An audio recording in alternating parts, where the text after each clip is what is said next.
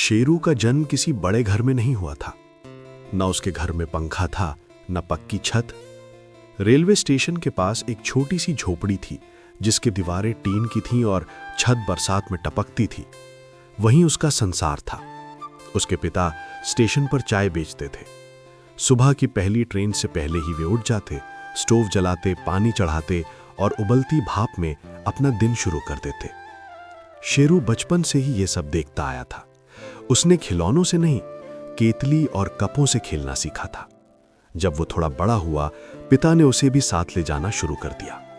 सुबह सुबह जब आकाश हल्का नीला होता और ठंडी हवा चलती, शेरू पहले ही स्टेशन की ओर चल पड़ता।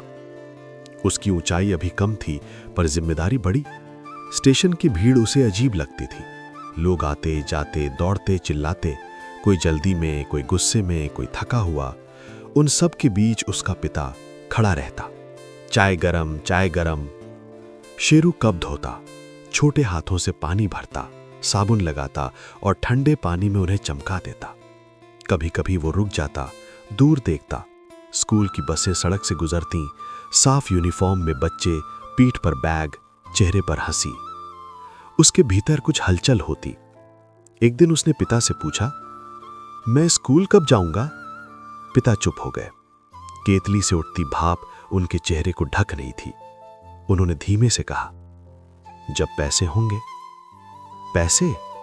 ये शब्द शेरू के लिए किसी दरवाजे की तरह था जो हमेशा बंद रहता था। घर में शाम को जब हिसाब होता, कुछ सिक्के मेज पर रखे जाते। पिता गिनते। किराया, दूध, चाय पत्ती, कोयला। कुछ भी बचता नहीं था। फिर भी शेरू के भीतर पढ़ने की आग बुझी नहीं। स्टेशन पर एक दिन उसे एक पुरानी किताब मिली। किसी यात्री ने छोड़ दी थी। कवर फटा हुआ, पन्ने मुड़े हुए, पर अक्षर अभी भी जिंदा थे। उस दिन से शेरू ने अपना नया खेल ढूंढ लिया, अक्षरों से दोस्ती। दोपहर की गर्मी में जब भीड़ थोड़ी कम होती, वो स्टॉल के पीछे बैठ जाता और किताब खोल लेता। उसे सब समझ नहीं आता था, पर वो कोशिश करता। बार बार वही पंक्ति पढ़ता, जैसे शब्दों को पकड़ लेना चाहता हो। कुछ लोग उसे देखकर हंसते, अरे चाय वाले का लड़का पढ़ेगा, कब धो, प्रोफेसर मत बन। शेरू सुनता, पर जवाब नहीं देता। शाम को दुकान बंद होती, पिता थके हुए होते, पर शेरू तब भी किताब खोलता। स्टेशन की लाइट के नीचे या झोपड़ी के बाहर बैठकर। एक दिन स्टेशन पर एक बुजुर्ग व्यक्ति खड़े थे। सफेद बाल, चश्मा, हाथ में कपड़े का बैग। उन्होंने देखा, छोटा सा लड़का चाय के स्टॉल के पीछे बैठा है और फटी किताब पढ़ रहा है। वे कुछ देर चुपचाप देखते रहे, फिर पास आए। क्या पढ़ रहे हो? शेरू घबरा गया, किताब बंद करने लगा। कुछ नहीं। स्कूल जाते हो? शेरू ने सिर झुका लिया। नहीं। क्यों? उसने जवाब नहीं दिया।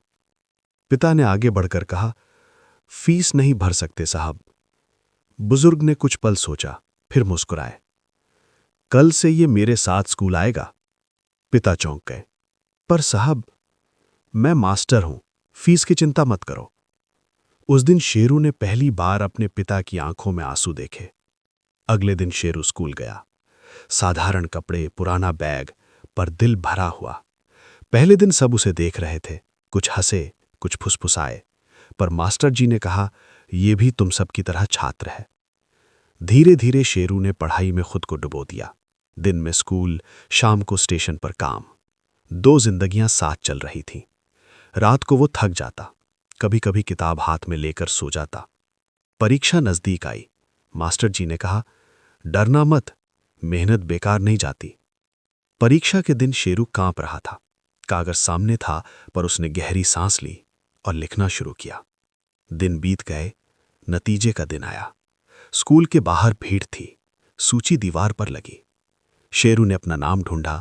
पहली पंक्ति में लिखा था, प्रथम स्थान, शेरू। उसकी आंखें भर आईं। मास्टर जी ने कंधे पर हाथ रखा।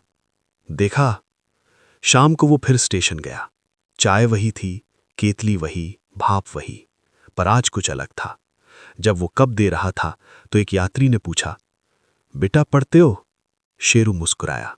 हां। पिता दूर से उसे देख रहे थे। उनकी आंखों में गर्व था। शेरू की आंखों में अब सपना छोटा नहीं था। उसे समझ आ गया था, गरीबी दीवार है पर हमेशा के लिए नहीं। अगर हाथ में केतली हो तो मन में किताब हो सकती है, और भाव के पीछे सपना छुपा हो सकता है।